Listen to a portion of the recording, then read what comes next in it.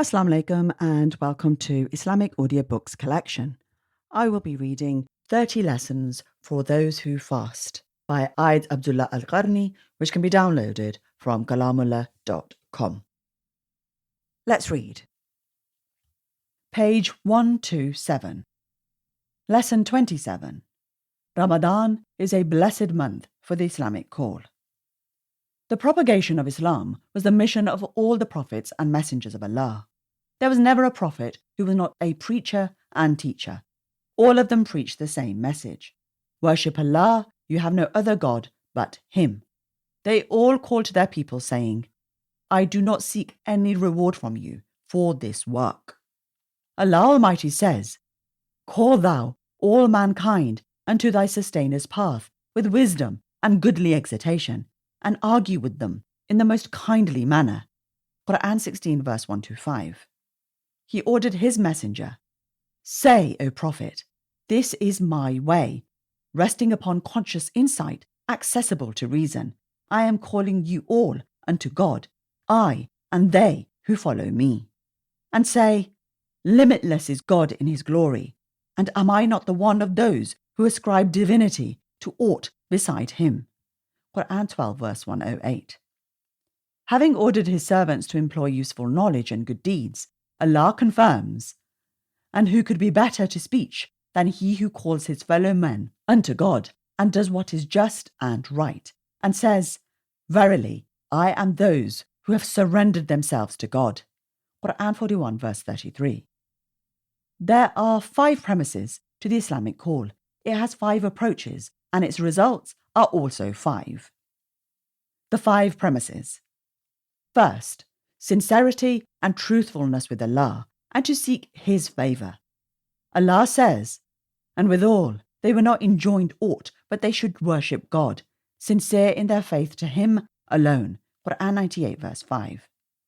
The Holy Prophet, peace be upon him, foretold that the first with whom the fire of hell will be lit are 3, among them a scholar who acquired knowledge, so that the people would say he is learned, and it was indeed said of him.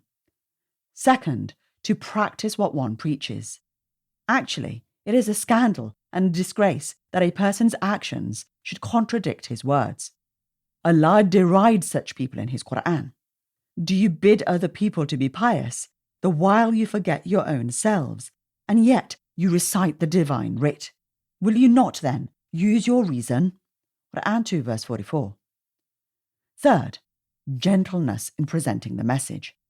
Allah advised Moses and Aaron to adopt this measure with Pharaoh, the greatest tyrant of his time, but speak unto him in a mild manner, so that he may bethink himself, or at least be filled with apprehension. Quran 20 verse 44. And to Muhammad, peace be upon him, he also cautioned, And it was by God's grace that thou, O Prophet, didst deal gently with thy followers, for if thou hadst been harsh and hard of heart, they would have indeed broken away from thee. Quran 3 verse 159. Hence, it was on this basis the Prophet, peace be upon him, declared, Make matters easy and do not make them difficult. Give glad tidings and do not drive people away. Fourth, adopt a gradual approach to propagation. Do as Prophet Muhammad, peace be upon him, did in his mission by beginning the most important matters, then follow them up in order of priority. This was clearly demonstrated in the advice he gave to Mu'adh before he sent him to Yemen. You will come upon a people of the book, Jews and Christians. The first thing you should invite them is to bear witness that there is no God save Allah, and that I am the messenger of Allah. If they respond positively to this, then inform them that Allah has ordained for them 5 prayers each day and night. Fifth, address every people with what is suited for them and their needs. There is a special approach to the people of the cities and another approach to villagers. Similarly, there is a special approach to the Bedouin. The intellectual has his position and the ignorant also has his position.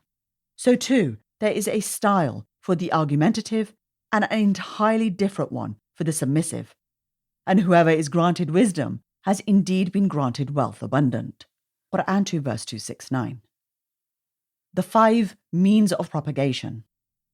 First, the individual method, that is, to invite the person individually if the matter pertains to him specifically. Second, public or mass propagation, such as in lectures or exhortations that benefit the generality of people. Third, private lessons to students, each in his specialty. This is the task of the scholars who specialize in their disciplines. Fourth, propagation through writing, correspondence, and authorship with guidance and benefit for those who are called. Fifth, propagation using modern means of communication to advance the cause of truth. The 5 results. First, to attain the position of inheritors of the prophets, for they were the first callers and beacons of light in the field of propagation. Second, to obtain prayers for your forgiveness from the creation for having taught the people goodness. Even the whale in the ocean will pray for the caller to truth. Third, to gain great rewards equivalent to that of those who are invited. The Prophet, peace be upon him, said, "Whoever calls to a good tradition will have the reward as the one who followed it, without reducing from their reward." Fourth, the development of the caller from being one who is called to one who calls. He influences others and is not influenced by others who call to evil. Fifth, the caller will become a leader among his people, and they will follow him. Allah Almighty describes the righteous and notes that they call upon him, saying, "Cause us to be foremost among those who are conscious of thee." Quran 25 verse 74. Surely, the sentiments of the caller to Islam are awakened in Ramadan. Their tongues are put to use and their pens became unstinting.